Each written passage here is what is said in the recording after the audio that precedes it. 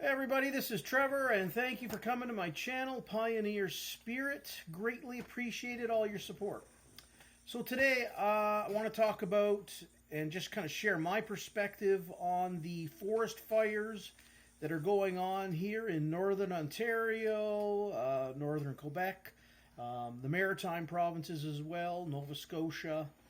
I just wanted to kind of put it into perspective and let you know like how it feels to be someone like I'm 50 years old and I've lived probably 35 of my years in southern Ontario, and my parents, they're 80, 76. I have an 86-year-old uncle who lives kind of central southern Ontario area, and my parents again, born and spent most of their life in southern Ontario here. And so I can tell you right now, in my 50 years of being alive, and 35 of them spent here in Ontario, I've never witnessed forest fire smoke in southern Ontario. And again, I asked my parents, again, 80, my father, and my mom's 76, never did they ever even take a whiff of forest fire smoke here in southern Ontario. And they live to the most, kind of the northern part of southern Ontario here, towards the Georgian Bay area. They've never smelt forest fire smoke. I could go, now this is people like, well, Trevor, that's anecdotal. Well, I guarantee you right now, I can go around to a million people here who have lived here 30 plus years in southern Ontario and ask them, have you ever smelt or seen, forest fire smoke in southern Ontario? And I guarantee you they're all going to say no. Okay?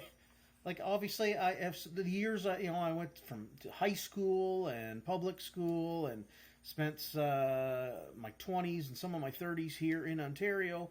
Like, no, anyone I ever worked with, hung out with, we've never talked about forest fire smoke. So, it is strange. I think it is strange to have that. So, I don't really know where I'm going to go with this, but I do have some thoughts on this. So again, never, and you can ask older people my age, younger, they'll all say no, never experienced forest fire here, smoke in southern Ontario. So where am I going with this? Well, in the last year, we've heard quite a bit about these 15-minute cities, and it all has to do with I'm not sure how to say this because YouTube say certain words and they get upset with you and shove you down the black hole of algorithms. But weather changing, I don't know. Like why all of a sudden this year you hear a lot about this, the 15-minute cities. And lately we're hearing about weather changing lockdowns. That would be similar to what we have been experiencing in the past 3 years with Mr. 19. I'm sure everybody knows, unless you've been living in a cave for the last 3 years, what Mr. 19 represents. And what I saw, and still witnessing, because there's still people out there that are scared of it, was the amount of people around this world, at least 90%, that were absolutely 100% oblivious and completely compliant and did everything the government said. Hey, stay in your house. Stay in your house. We're gonna flatten the curve for 15 days. You're gonna stay in your house. And again, everybody's like, yeah, okay, I guess I'll stay in my house. And then that morphed into so many different things. The one thing which still going on, people want to work from home. So people are still technically locking themselves in their homes by working at home. So where I'm trying to go with this is, for the amount of years that I've lived here, all the years, never smelt forest fire smoke, why now?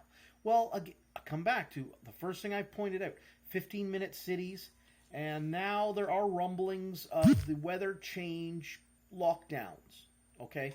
And I think that politicians found it so amazing how easy it was to get people to lock down and stay in their home. And people are still staying in their home, trying to work from home and do all that kind of stuff. So I think that's just something, the thoughts I have on this right now. It's so, this is so unusual. Even New York City, New York State, that, in general, is experiencing forest fire smoke. I don't know if they ever have. I don't know if New York City ever has.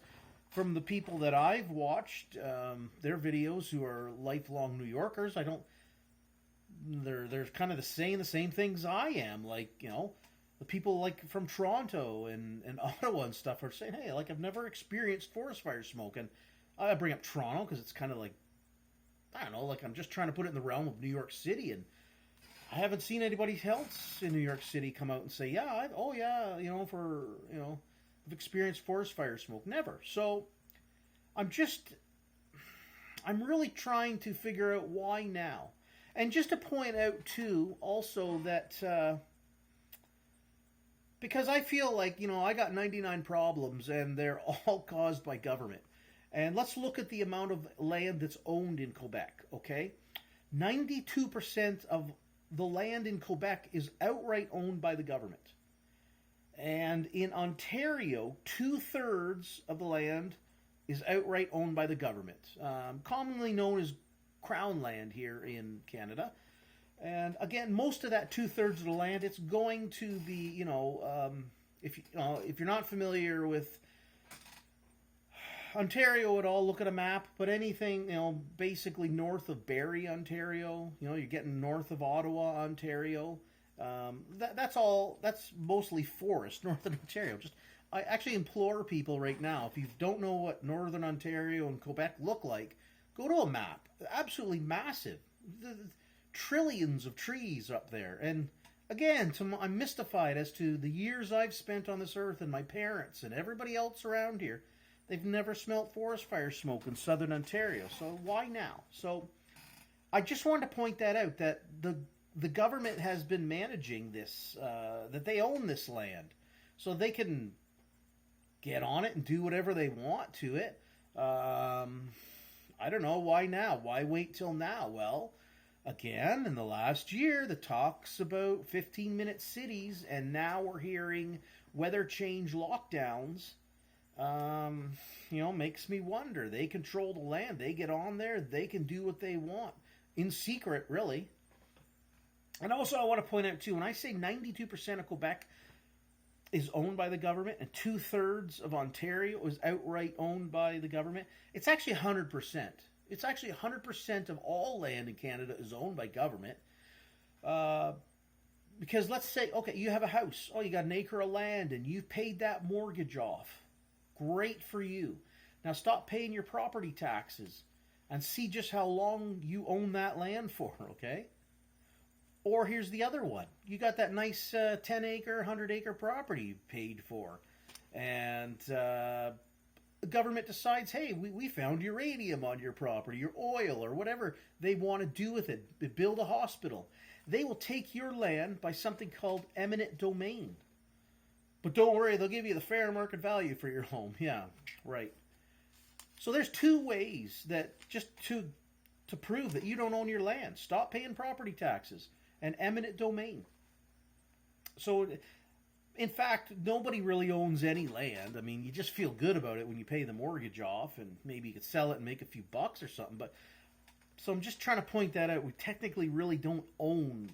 There is no private land. Everything is government owned. So that's that. All the forested area, and again, forest companies, which I feel are actually the best people to manage the land are the people who actually are going in and cutting down trees. Because hey, they want. I own a logging company. Guess what? I'd perhaps have my kids or the next generation of people. I'd like them to cut down trees. So cut down an acre of trees. I'm going to plant another acre of trees. That's how it works. That's how it's always worked, and that's how it does work. So I do feel that the real shepherds of the forest are the people who would be cutting down the trees that and they're not going to cut down 10 acres of land when they only have business to cut down one. I mean, that's actually a waste of time. You're not going to do that. So when government manages land, I don't think they don't go in. They don't manage the land as well as someone who would privately own it. So I have my concerns with these forest fires as to how they started, who started them, And again, it all plays into this, you know, you keep hearing about 15-minute cities and now weather change lockdowns. And again, with the weather change lockdowns, I mean, what I witnessed from my fellow human beings here in the past 3 years with Mr. 19 is that everybody was compliant. Well, not everybody, but, you know, almost 90% of people were just like, yeah, okay, we'll stay in. Oh yeah, I'll work from home for the next year. I'll stay in. I don't need to get any sunshine. So that's kind of where I'm going on that right now. You have any more thoughts? I have any more thoughts? I'll add in the comments below. But yeah, again, never in my years of living in Ontario, and people older than me, 30 years older than me, have never seen forest fire smoke in southern Ontario. Okay? And it's just quite unusual, I think, and I think there's something nefarious going on here, and that's just my 2 cents on it. So there you go. Hope everybody's doing well, and stay free.